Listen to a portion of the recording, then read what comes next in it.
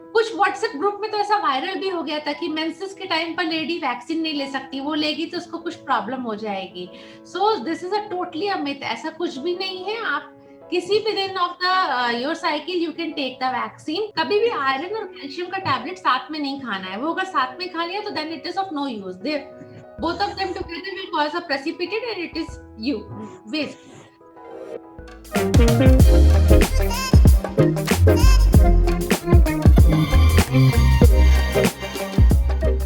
Hello everyone, welcome in the 7th episode of the Med Talk powered by Game of Pharma.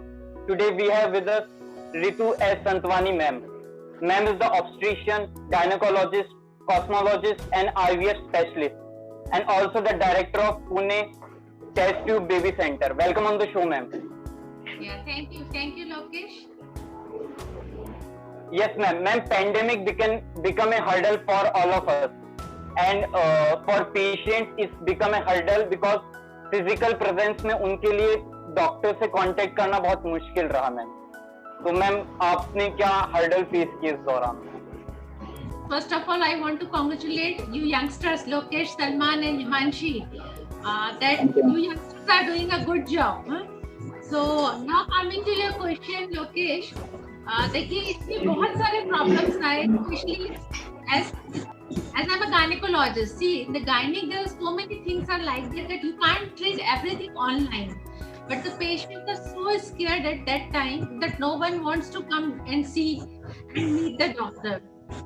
So whatever is possible, we are treating online. But there are the patients like of breast lump. So with the breast discharge, yes, breast discharge can be treated, but of which kind? But the patient of breast lump, तो कुछ ऐसी चीजें होती है जिनको हमें वाकई examine करना होता है, तो वो पेशेंट्स के लिए really it was little difficult for the patient and patients are so scared. Though in our centre we have done all the precautions, all the corona safety measures we are taking the patients after every half an hour. उस तरह का rush नहीं था और after every patient alcohol sanitization was doing. सो इस तरह के बहुत सारे प्रॉब्लम्स थे, पर यस हमारा सेंटर तो हमेशा खुला ही था, कभी भी एक दिन के लिए भी सेंटर नहीं बंद हुआ. स्पेशली पेशेंट्स के लिए जो सबसे ज्यादा जो प्रॉब्लम था कि पेशेंट्स को इमोशनली सपोर्ट देना, सो that is also very very problematic because specially with this second wave of the corona was a very very bad. Each and every day we have heard the news that some or the other one's relative is expired. So ये second phase was very very bad. So besides the physical problem, there are a lot of emotional problems. As I am dealing mostly with the infertility patients, तो बहुत सारे ऐसे problems थे patient को. दो तरह के cases में, एक तो कुछ couples में बहुत सारे dispute increase हो गए क्योंकि पहले सब लोग काम पर जाते थे तो घर पे कुछ टाइम भी रहते थे, तो अभी जब वो constant घर पे थे तो कुछ लोगों में बहुत सारी लड़ाइयाँ हो गई, बहुत सारे dispute हो गए. और दूसरा ऐसा हुआ कुछ पेशेंट्स ऐसे थे कि जिनमें बहुत अच्छे रिजल्ट्स भी आ गए. तो it's a mix you can say, but physically तो यस मतलब पेशेंट्स के लिए ज्यादा प्रॉब्लम था, बट वी आर तो सीइंग बिकॉज हमारा तो काम नहीं चलता बिना पेशेंट को देखे. We have done all the things at the corona pandemic, deliveries also we have done, surgeries also we have done, but with all precautions. For me, the telemedicine is not new. See, I am practicing in Pune in Koregaon Park, so I'm already having a lot of my patients from outside of India. तो मैं पहले से ही telemedicine में बहुत सारे patients को consult करती थी. तो पर बाकी इस टाइम पीरियड पे yes of course अपने इंडिया के बहुत सारे patients भी telemedicine के थ्रू जुड़ गए. इसमें मैं एक बहुत इम्पोर्टेंट बात बताना चाहूंगी ना कि अभी क्या होता है, टेलीमेडिसिन के लिए कुछ रिस्ट्रिक्शंस हैं. अभी जैसे like a patient wants to do abortion, as I am a gynaecologist, so you can't prescribe the abortion pill on the telemedicine, so that is very very important. तो पहले हमको पेशेंट को देखना है, पेशेंट का सोनोग्राफी करनी पड़ती है, तो कुछ लिमिटेशन भी है. तो yes of course I am doing telemedicine. बाकी जैसे प्रेग्नेंट पेशेंट्स के लिए था, earlier we are calling them repeatedly. Now at the time of the corona period whole the scenario has changed. तो पेशेंट को हम लोग एक बार प्रेगनेंसी टेस्ट पॉजिटिव आया, उसके बाद डायरेक्ट 11 वीक्स पे बुलाते हैं, डायरेक्ट 20 वीक्स पे बुलाते हैं, देन 28 वीक्स पे. तो we have changed our schedule of follow up the patients. Vaccines की बात करते हैं तो वो ज्यादातर वुमेन्स के लिए आ रही है अभी. तो फिर इसमें बोल रहे हैं कि कुछ सीरियस साइड इफेक्ट्स है, कुछ प्रॉब्लम्स है वुमेन्स के लिए. तो ma'am can you just tell us what's the this is a very pertinent question because इसके बारे में मैंने बहुत सारे शोज भी किए हैं। बहुत सारे लोगों में एक भ्रांति थी कि जब वैक्सीन स्टार्ट हुआ तो लोगों को कुछ व्हाट्सएप ग्रुप में तो ऐसा वायरल भी हो गया था कि मेंसेस के टाइम पर लेडी वैक्सीन नहीं ले सकती, वो लेगी तो उसको कुछ प्रॉब्लम हो जाएगी। So this is a totally a myth, ऐसा कुछ भी नहीं है। आप किसी भी दिन of the your cycle you can take the vaccine. Other thing जो लोग पूछते हैं कि मैम हम कोविशील्ड ले कि कोवैक्सीन ले, अरे जो मिल जाए वो ले लो, जान बचाना बहुत जरूरी है। हाँ, थर्ड इसमें क्योंकि मैंने इतने सारे शोज किए ना कोविड वैक्सीन के बारे में जानकारी देने के लिए, इसमें ही ना हिमांशी जैसा तुमने पूछा, लोग मेरे को बहुत एक इम्पोर्टेंट क्वेश्चन पूछते हैं, मैम हमारे रिलेटिव ने तो दोनों शॉट वैक्सीन के लिए कितनी मारा मारी से उन्होंने वैक्सीन लिए तो भी उनको कोरोना हो गया। So what's the use why they have taken two shots of vaccine even though they are suffering from this corona? So here, because on your platform, I want to clarify this. You see, every day we are reading in the newspaper that some or the new strain of the coronavirus is coming. अभी जैसे आजकल delta strain, तो अभी जो vaccine है उसके भी तो कुछ तो लिमिटेशन है, पर prevention is always better than cure. तो ऑफ कोर्स अगर आपने 2 शॉट वैक्सीन लिए तो कम से कम आपको सीवियरिटी तक तो नहीं जाने देगा, कुछ प्रोटेक्शन तो करेगा ही करेगा। प्लस जब लोग वैक्सीन ले लेते हैं तो लोग सोचते हैं कि अब तो हमें कुछ हो ही नहीं सकता। No, but this is again a totally a मिसनॉमर।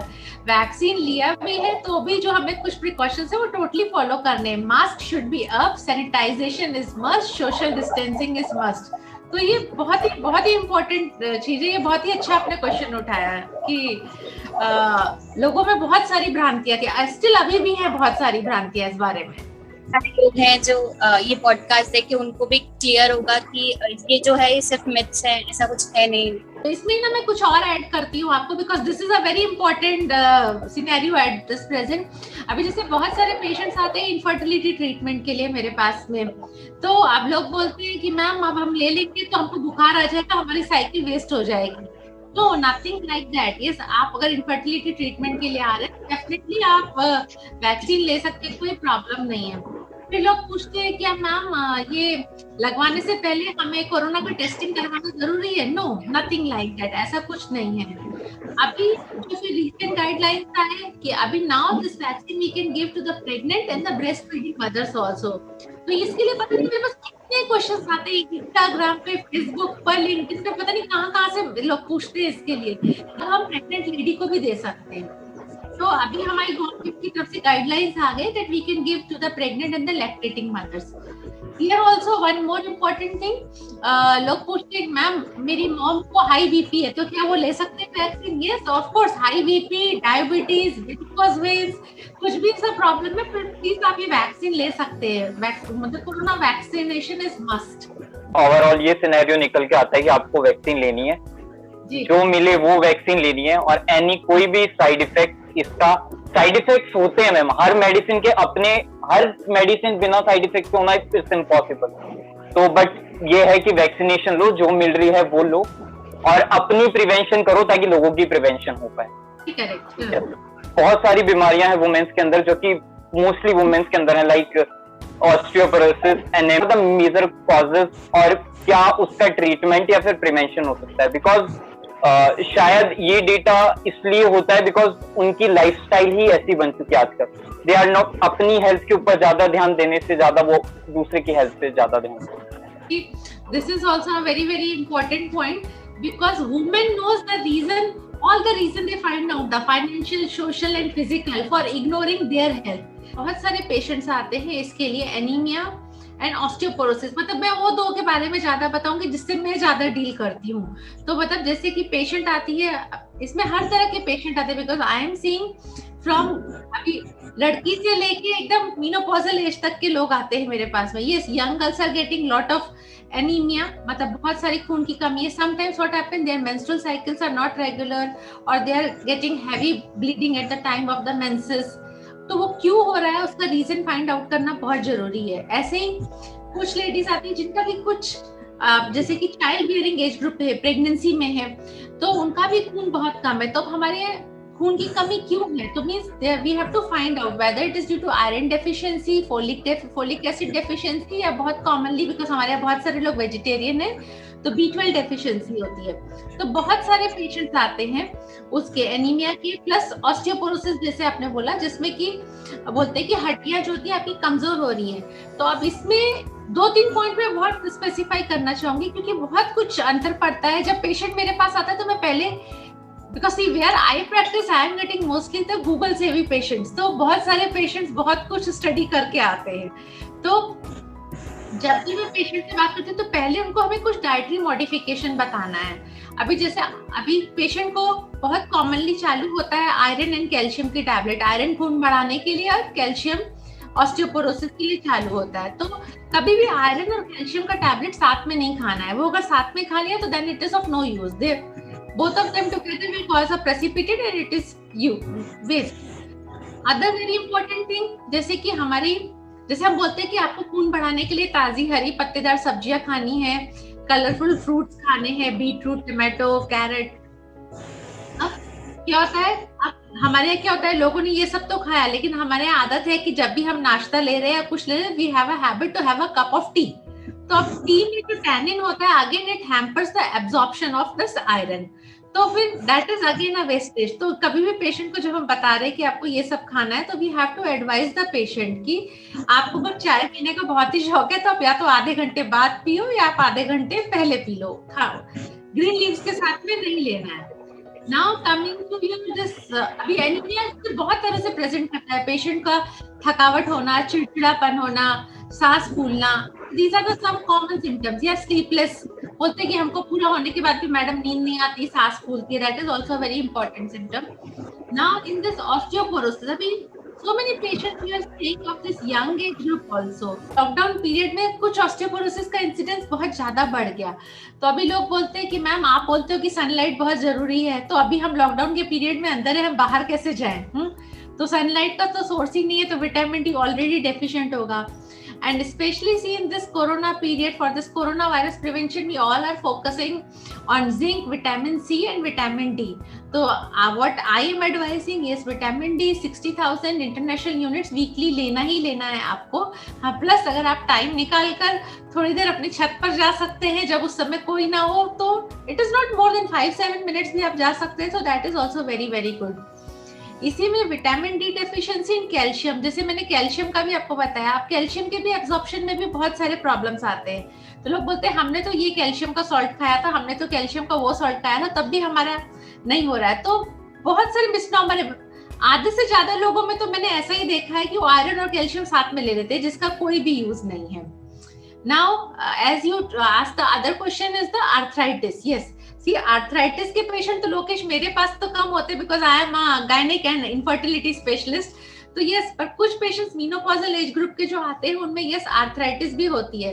तो इसमें सभी कुछ मैटर करता है, प्रॉपर टाइम पर कैल्शियम इंटेक लेना, प्रॉपर टाइम पे विटामिन डी सप्लीमेंटेशन होना, वेट बेयरिंग एक्सरसाइजेस करना, and we have to maintain the healthy lifestyle and the proper weight also। According to a data, is like in the world there are 120 million of the patients of the osteoporosis। It's a huge data, and we have to more focus on the prevention other than the treatment, because if we take a better diet and a better lifestyle, it helps us to prevent from the disease।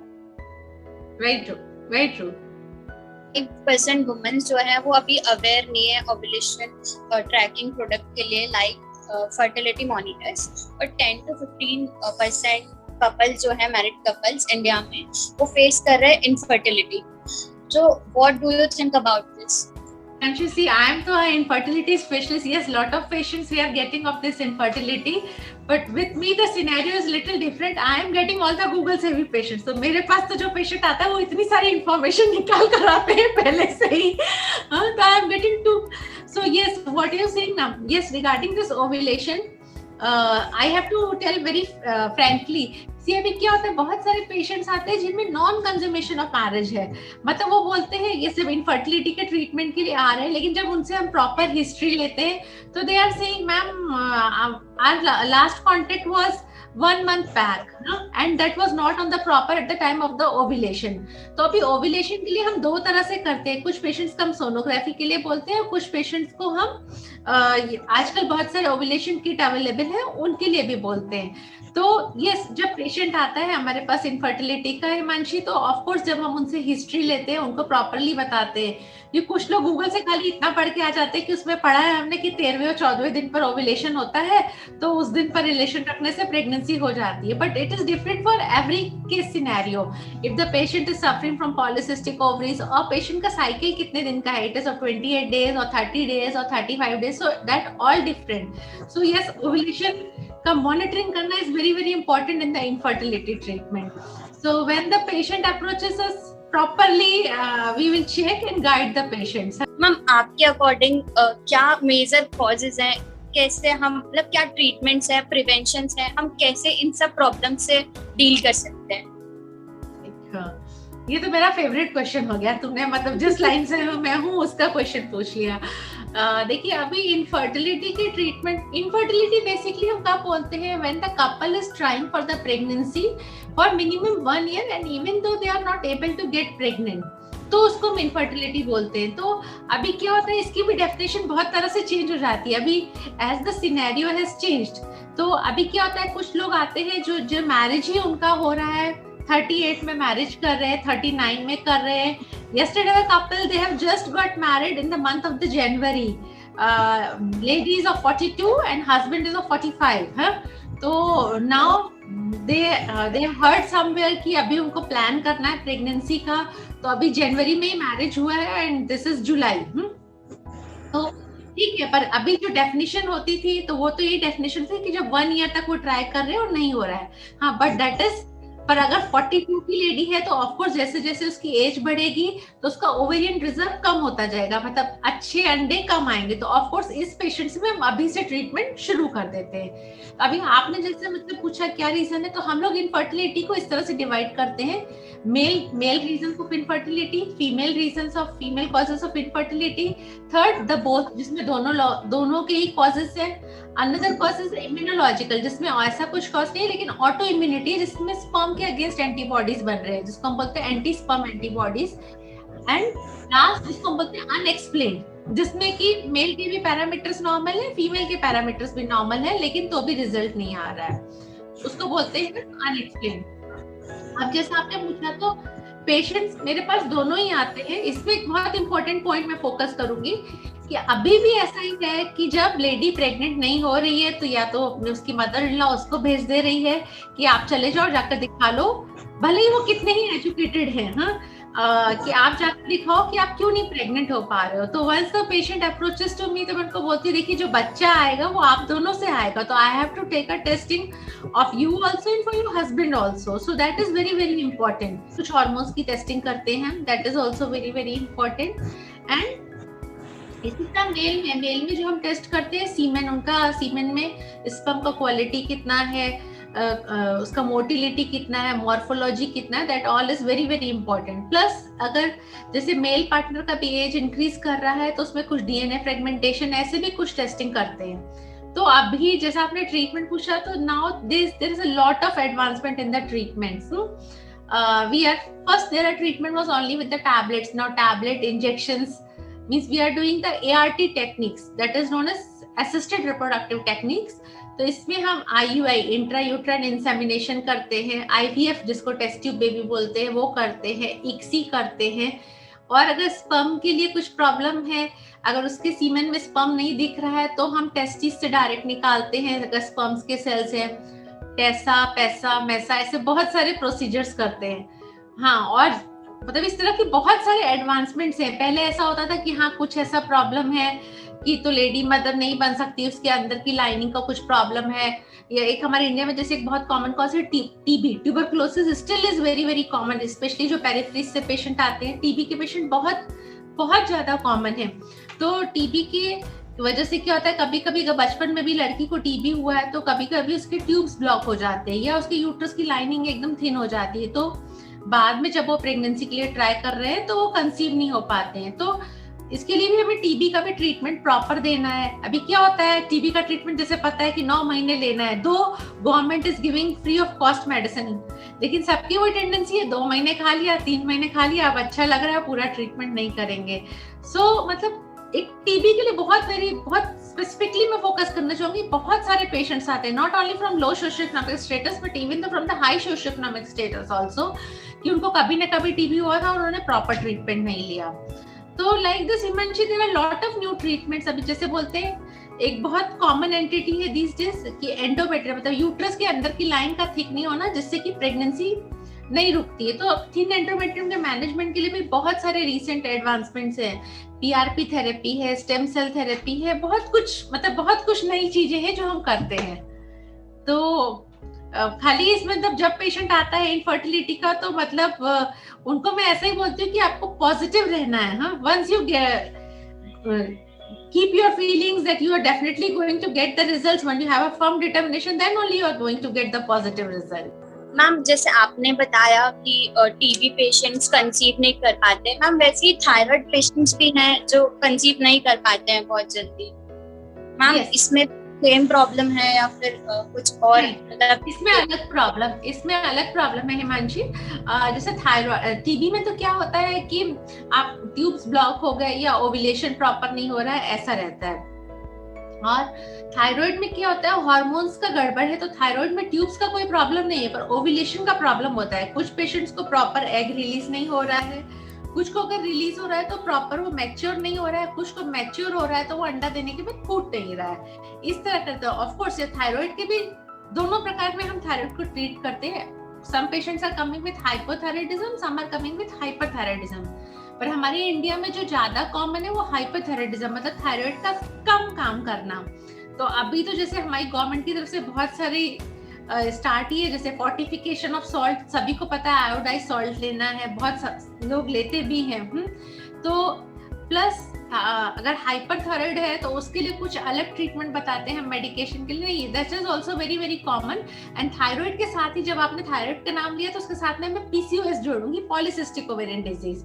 आपने भी शायद सुना होगा आपके college में इसमें कि बहुत सारी लड़कियां होती हैं, यंग गर्ल्स, जिसको थायराइड और पीसीओएस का कोरिलेशन होता है। PCOS means polycystic ovarian disease. So patient को अगर पीसीओएस हो साथ में थायराइड हो जाता है, या थायराइड है तो साथ में पीसीओएस हो जाता है, and usually has a patient has a tendency for the weight gain.